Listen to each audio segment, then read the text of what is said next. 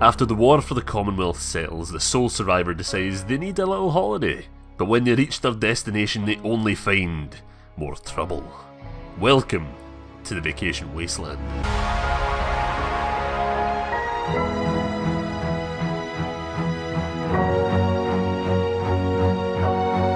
Right, ladies and gentlemen, my name is Kieran, and today we're going to be diving into another massive Fallout mod coming to us hopefully soon, and that mod is Fallout Miami.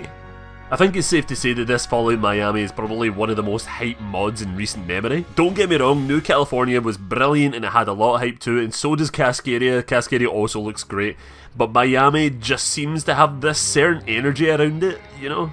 Anyway, yes, let's dive right into it because there is a lot to cover with this mod, and if you think I've missed any information, please write it down in the comments below, or check out Fallout Miami's official YouTube or website that has a lot more information to it.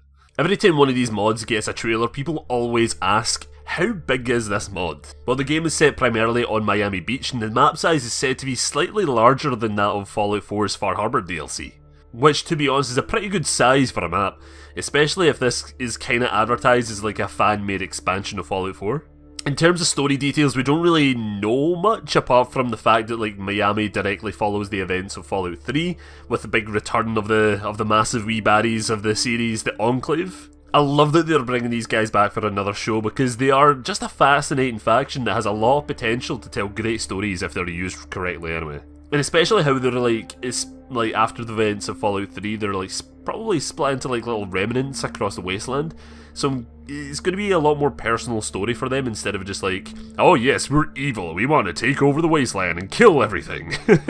Which is probably what they wanted to do beforehand, but that's, you know, they're a lot more complicated than that.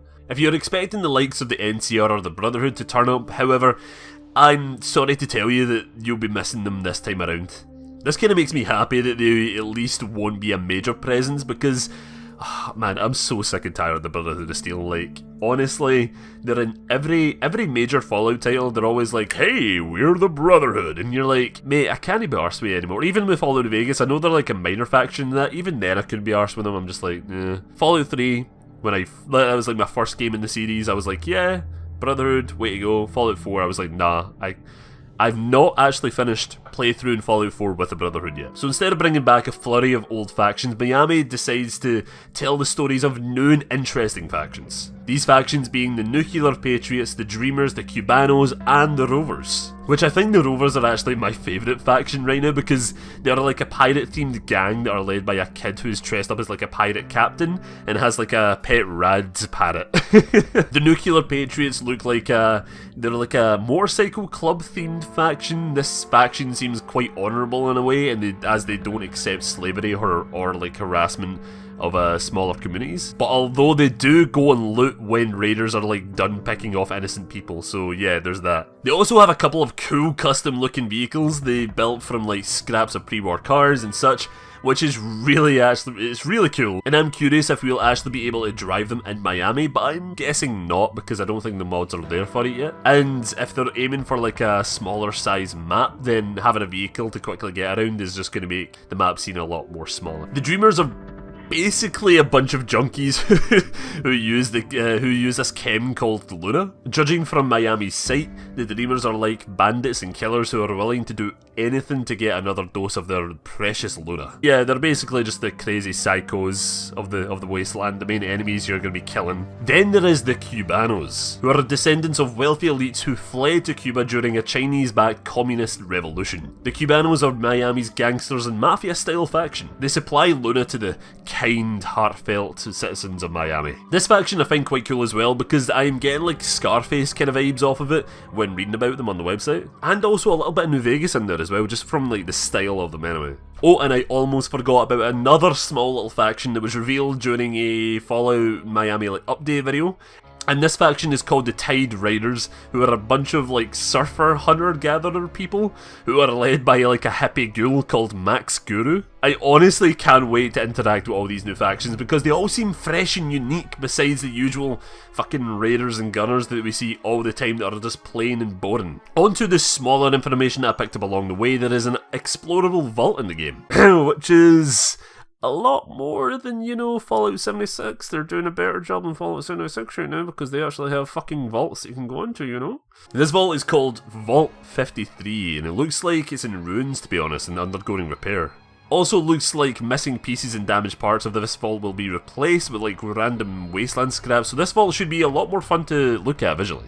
Oh yeah, and from what I found on the Fallout's wiki, I just checked there, sorry about that. Vault 53's experiment was that most of the vault's equipment was designed to like break down every few months. This was meant to stress the inhabitants, although the breakdowns were like repairable. So it looks like the vault is still going well after 200 years. People are still surviving in there, still repairing stuff that I would lose my fucking mind if I spent like 20 years constantly repairing things instead of like improving things, you know? Like I said before, Fallout Miami intends to continue the adventures of the sole survivor from Fallout 4, which I'm curious how they're going to be handling that in terms of like voice protagonists or not. This also means that you don't actually need to start a new game in Fallout 4 in order to play Miami, unlike other large world mods like Cascadia that make you start a brand new game. Like, this will basically run like any other DLC. Settlement building and even Gator Claws will be returning for the mod, although there might be only like 1 or 2 settlement locations due to the size of the map. So there is no release date for Fallout Miami, but it will only be available on PC when it releases, and it will require all of the Fallout 4 DLCs in order to play. So what do I think of Fallout Miami? I am very excited of this mod because visually it just looks very cool and just, and again, I'm just very happy that these modders are going out there and making these fan DLCs for the game, because let's just be honest with each other, Bethesda do not give a fuck right now, and so it's just nice that the Fallout series is surviving through the fans. They are very passionate about it and going out there and taking the extra step that most fans won't, and that is creating their own Fallout experiences and then letting others enjoy it. So Fallout Miami, fucking good props to you guys, because you guys are doing absolutely brilliantly. And so with everyone else, Fallout Cascadia and Fallout Aviation, Fallout all these different massive mods that I will be covering on the channel. Good props to you guys, because you guys are taking the extra step here and you're satisfying Fallout fans. Thank you so much for this, and I cannot wait for this mod to be released. So thank you all for watching, and again I would like to thank my brilliant wee patrons Simon609, Kendall Gunshot, Proxy1 and Devil for helping me support the channel. Thank you guys so much. Anyway guys, that is me. Will you be checking out Fallout Miami when it gets released? Will you be keeping up to the news? Please let me know down in the comments below. But anyway guys, thank you for watching, and I shall see you later. Bye bye.